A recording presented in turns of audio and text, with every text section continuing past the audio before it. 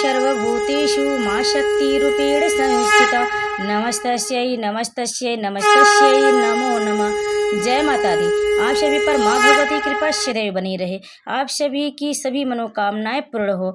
आप सभी को नवरात्रि के चौथे दिन की हार्दिक शुभकामनाएं। दोस्तों, आज हम सुनेंगे दुर्गा सप्तशती पाठ का अध्याय 5 और 6, जिसके सुनने मात्र से माँ भगवती की कृपा सदैव बनी रहती है। तो चलिए ध्यान पूर्वक इस कथा को पूरा सुनते और कमेंट में जय माता दी जरूर लिखें। महर्षि मेधा ने कहा, पूर्व काल में शुंभ निशुंभ नामक असुरों ने अपने बल की मद से इंद्र का त्रिलोकी का राज्य और यज्ञों के भाग छीन लिए, और वह दोनों इस प्रकार सूर्य, चंद्रमा, धर्मराज और वरुण की अधिकार भी छीन शिव में उनका उपयोग करने लगे। वायु और अग्नि का कार्य भी वही करने लगे तथा इसके पश्चात उन्होंने जिन देवताओं का राज्य छीना था उनको अपने अपने स्थान से निकाल दिया। इस तरह से अधिकार छीने हुए दैत्यों तथा दैत्यों द्वारा निकाले हुए देवता अपराजिता देवी का स्मरण करने लगे कि देवी ने हमको वर दिया था कि मैं तुम्हारी संपूर्ण विपत्तियों को नष्ट करके रक्षा करूंगी। ऐसा विचार कर सब देवता हिमालय पर गए और भगवती विष्णु माया की स्तुति करने लगी। देवताओं ने कहा, देवी को नमस्कार है, शिव को नमस्कार, प्रकृति और भद्रा को नमस्कार।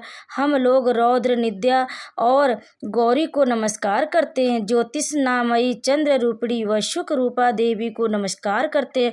शरणागतों का कल्याण करने वाली बुद्धि और सिद्धि रूपा देवी को हम बार बार नमस्कार करते हैं और नैऋति राजाओं की लक्ष्मी तथा शर्माणी को नमस्कार करते हैं। दुर्गा को दुर्ग स्थलों को पार करने वाली दुर्गपारा को, सारा को, सर्वकारिणी को, ख्याति कृष्णा और धूम्र देवी को नमस्कार करते हैं।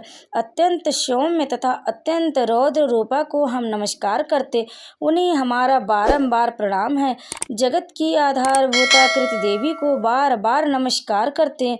जिस देवी को प्राणी मात्र विष्णु माया कहते हैं उनको नमस्कार है, उनको नमस्कार है, उनको नमस्कार है। जो देवी संपूर्ण प्राणियों में चेतना कहलाती हैं उनको नमस्कार है, उनको नमस्कार है, उनको नमस्कार है। जो देवी संपूर्ण प्राणियों में बुद्धि रूप से स्थित है उनको नमस्कार है, उनको नमस्कार है, उनको नमस्कार है। जो देवी सब प्राणियों में निद्रा रूप से विराजमान है उनको नमस्कार है, उनको नमस्कार है, उनको नमस्कार। जो देवी संपूर्ण प्राणियों में क्षुधा रूप से विराजमान है उनको नमस्कार है, उनको नमस्कार है, उनको नमस्कार। जो देवी संपूर्ण प्राणियों में छाया रूप से स्थित है उनको नमस्कार है, उनको नमस्कार है, उनको नमस्कार। जो देवी सब प्राणियों में शक्ति रूप से स्थित है उनको नमस्कार है, उनको नमस्कार है, उनको नमस्कार है। जो देवी संपूर्ण प्राणियों में तृष्णा रूप से स्थित है उनको नमस्कार है, उनको नमस्कार है, उनको नमस्कार है। जो देवी सब प्राणियों में शांति रूप से स्थित है उनको नमस्कार है, उनको नमस्कार है, उनको नमस्कार है। जो देवी सब प्राणियों में जाति रूप से स्थित है उनको नमस्कार है, उनको नमस्कार है, उनको नमस्कार है। जो देवी सब प्राणियों में लज्जा रूप से स्थित है उनको नमस्कार है, उनको नमस्कार है, उनको नमस्कार है। जो देवी संपूर्ण प्राणियों में श्रद्धा रूप से स्थित है उनको नमस्कार है, उनको नमस्कार है, उनको नमस्कार है। जो देवी संपूर्ण प्राणियों में कांति रूप से स्थित है, जो देवी सब प्राणियों में लक्ष्मी रूप से स्थित है उनको नमस्कार है, उनको नमस्कार है, उनको नमस्कार है। जो देवी संपूर्ण प्राणियों में वित्तीय रूप से स्थित है उनको नमस्कार है, उनको नमस्कार है, उनको नमस्कार है। जो देवी सब प्राणियों में स्मृति रूप से विराजमान है उनको नमस्कार है, उनको नमस्कार है, उनको नमस्कार है। जो देवी सब प्राणियों में दया रूप से स्थित है उनको नमस्कार है, उनको नमस्कार है। जो देवी सब प्राणियों में तुष्टि रूप से स्थित है उनको नमस्कार है, उनको नमस्कार है, उनको नमस्कार है। जो देवी संपूर्ण प्राणियों में मातृ रूप से स्थित है उनको नमस्कार है, उनको नमस्कार है, उनको नमस्कार है। जो देवी संपूर्ण प्राणियों में भ्रांति रूप से स्थित है, उनको नमस्कार है, उनको नमस्कार है, उनको नमस्कार है। जो देवी संपूर्ण प्राणियों में नित्य व्याप्त रहती हैं, उनको नमस्कार है, उनको नमस्कार है, उनको नमस्कार है। जो देवी चैत्य रूप से इस संपूर्ण संसार को व्याप्त करके स्थित है, उनको नमस्कार है, उनको नमस्कार है, उनको नमस्कार है। पूर्व काल में देवताओं ने अपने अभीष्ट फल पाने के लिए जिसकी स्तुति की है और देवराज इंद्र ने बहुत दिनों तक जिनका सेवन किया है, वह कल्याण की साधना भूता ईश्वरी हमारा कल्याण करे और मंगल करे तथा सारी विपत्तियों को नष्ट कर डाले। असुरों के तपाए हुए हम संपूर्ण देवता उस परमेश्वरी को इस प्रकार नमस्कार करते हैं तथा जो भक्ति पूर्वक स्मरण किए जाने पर तुरंत ही सब विपत्तियों को नष्ट कर देती हैं, वह जगदम्बा इस समय भी हमारा मंगल करके हमारी समस्त विपत्तियों को दूर करें। महर्षि मेधा ने कहा, हे राजन, इस प्रकार जब देवता स्तुति कर रहे थे तो उसी समय पार्वती देवी गंगा के में स्नान करने के लिए आईं। तब उनके शरीर से प्रकट होकर शिवा देवी बोली, शुंभ दैत्य के द्वारा स्वर्ग से निकाले हुए और निशुंभ से हारे हुए देवता मेरी स्तुति कर रहे हैं। पार्वती के शरीर से अंबिका निकली थी, इसलिए उनको संपूर्ण लोक में कौशिकी कहते हैं। कौशिकी के प्रकट होने के पश्चात पार्वती देवी के शरीर का रंग लाल हो गया और वह हिमालय पर रहने वाली कालिका देवी के नाम से प्रसिद्ध हुई। फिर शुंभ और निशुंभ के दूत चंडमुंड वहां आए और उन्होंने परम मनोहर रूप वाली अंबिका देवी को देखा। फिर वह शुंभ के पास जाकर बोले, महाराज, एक अत्यंत सुंदर स्त्री हिमालय को प्रकाशित कर रही, वैसा रंग रूप आज तक हमने किसी स्त्री में नहीं देखा। हे असुरेश्वर, आप यह पता लगाएं कि वह कौन है और उसको ग्रहण कर ले। वह स्त्री स्त्रियों में रत्न है, वह अपनी कांति से दसों दिशाओं को प्रकाशित करती हुई वहाँ स्थित, इसलिए आपका उसको देखना उचित है। हे प्रभु, तीनों लोकों के हाथी, घोड़े और मणि इत्यादि जितने रत्न है, वह सब इस समय आपके घर में शोभायमान है। हाथियों में रत्न रूप ऐरावत हाथी तथा उच्चैश्रवा नामक घोड़ा तो आप इंद्र से ले आए। हंसों द्वारा जुता हुआ विमान जो कि ब्रह्मा जी के पास था, अब भी आपके पास है। और यह महापद्म नामक खजाना आपने कुबेर से छीना। समुद्र ने आपको सदा खिले हुए फूलों की किंजलकी नामक माला दी है। वरुण का कंचन की वर्षा करने वाला छत्र आपके पास है। रथों में श्रेष्ठ प्रजापति का रथ भी आपके पास है। हे दैतेंद्र, मृत्यु की उत्तरक्रांति का नाम शक्ति भी आपने छीन ली और वरुण का पास भी आपके भ्राता निशुंभ के अधिकार में है। और जो अग्नि में न जल सके ऐसे दो वस्त्र भी अग्निदेव ने आपको दिए हैं।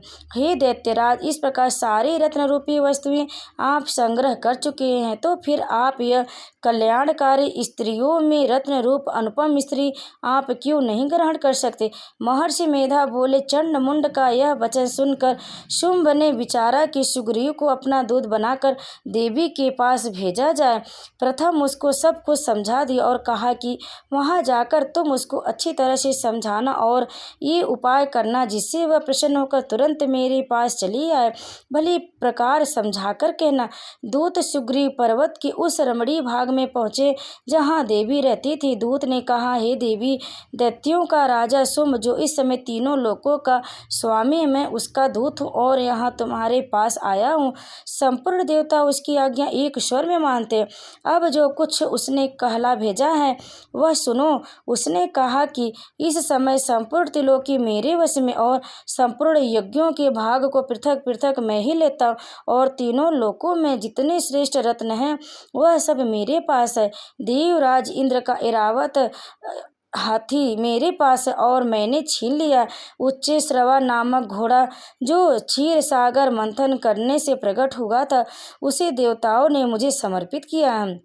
हे सुंदरी, इनके अतिरिक्त और जो भी रत्न भूषण पदार्थ देवताओं के पास थे वह सब मेरे पास है देवी। मैं तुम्हें संसार की स्त्रियों में रत्न मांगता हूँ, क्योंकि रत्नों का उपभोग करने वाली मैं ही हूँ। हे चंचल कटाओं वाली सुंदरी, अब यह मैं तुझ पर छोड़ता हूँ कि तू मेरे या मेरे भाई महापराक्रमी निशुंभ की सेवा में आ जा। यदि तू मुझे वरण करेगी तो तुझे अतुल महान ईश्वर की प्राप्ति होगी। अतः तुम अपनी बुद्धि से यह विचार कर मेरे पास चली आओ। महर्षि मेधा ने कहा। दूत के ऐसा कहने पर संपूर्ण जगत का कल्याण करने वाली भगवती दुर्गा मन ही मन मुस्कुराई और इस प्रकार कहने लगी।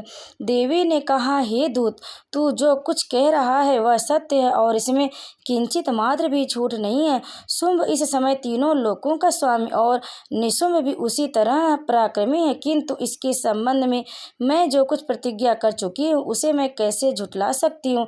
अब तो मैंने जो प्रतिज्ञा की उसे सुनो।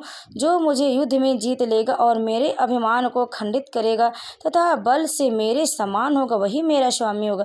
इसलिए शुंभ अथवा निशुंभ यहाँ आवे और युद्ध में जीत कर मुझसे विवाह कर ले, इसमें भला देर की क्या आवश्यकता। दूत ने कहा, हे देवी, तुम अभिमान में भरी हुई हो, मेरे सामने तुम ऐसी बात ना करो। इस त्रिलोकी में मुझे तो ऐसा दिखाई नहीं देता जो कि शुंभ और निशुंभ के सामने ठहर सके। हे देवी, जब अन्य देवताओं में से कोई शुंभ और निशुंभ के समान युद्ध में ठहर नहीं सकता तो तुम जैसे स्त्री उनके सामने रणभूमि में ठहर सकेगी।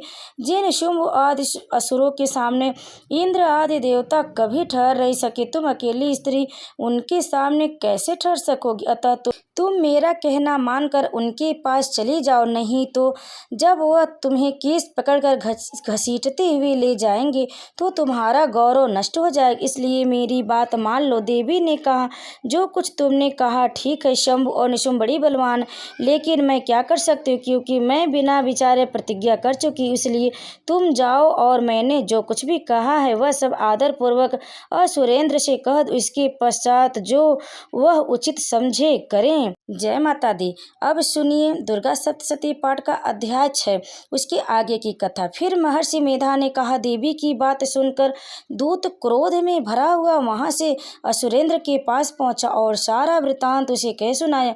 दूत की बात सुन असुरेंद्र के क्रोध का पारावार न रहा और उसने अपने सेनापति धूम्रलोचन से कहा, धूम्रलोचन, तुम अपनी सेना से शीघ्र वहां जाओ और उस दुष्टा के केसों को पकड़कर उसे घसीटते हुए यहाँ ले आओ।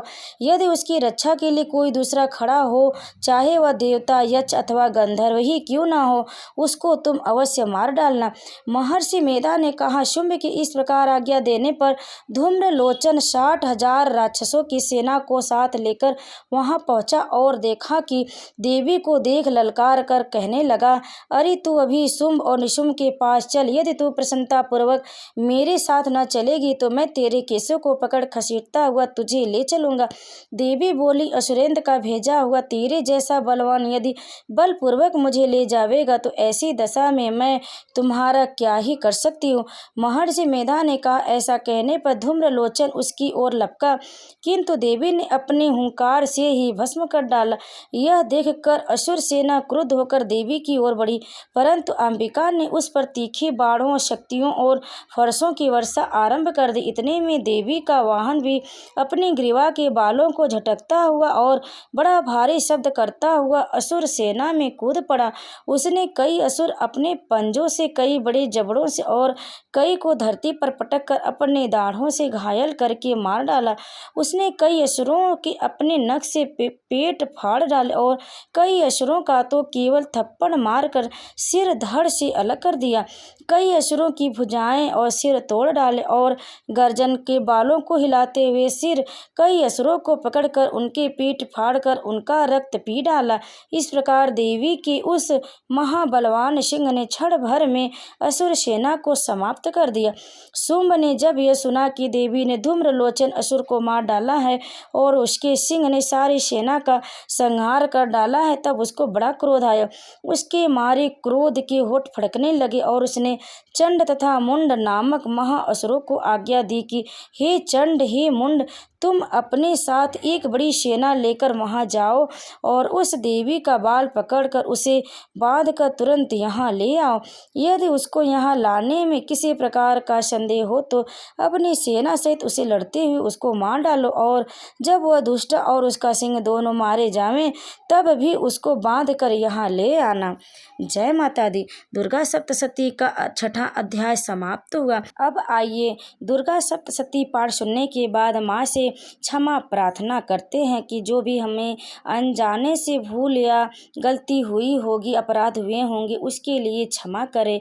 तो इस प्रकार क्षमा प्रार्थना मंत्र है। हे परमेश्वरी, मेरे द्वारा रात दिन बहुत से अपराध होते रहते, मुझे अपना दास समझकर मेरे उन अपराधों को आप कृपा पूर्वक क्षमा करिए। परमेश्वरी, मैं आवाहन करना नहीं जानता, विसर्जन करना नहीं जानता तथा पूजा करने का ढंग भी नहीं जानता। हे माँ, मुझे क्षमा करिए। देवी सुरेश्वरी, मैंने जो मंत्रहीन, क्रियाहीन और भक्तिहीन पूजन किया है वह सब आपकी कृपा से पूरा हो। सैकड़ों अपराध करने के बाद भी जो आपकी शरण में आकर जगदम्बा कहकर पुकारता है उसे वह गति प्राप्त होती है जो ब्रह्मा आदि देवताओं के लिए भी पाना आसान नहीं है। जगदम्बिके, मैं अपराधी हूँ किंतु आपकी शरण में आया हूँ।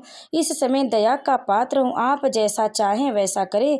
हे देवी परमेश्वरी, अज्ञानवश भूल से या बुद्धि भ्रष्ट होने के कारण मैंने जो न्यूनता या अधिकता कर दी हो वह सब क्षमा करें और प्रसन्न हो। सच्चिदानंद स्वरूपा परमेश्वरी, जगत माता कामेश्वरी, आप प्रेम पूर्वक मेरी यह पूजा स्वीकार करें और मुझ पर प्रसन्न रहें। देवी सुरेश्वरी, आप गोपनीय से भी गोपनीय वस्तु की रक्षा करने वाली हैं।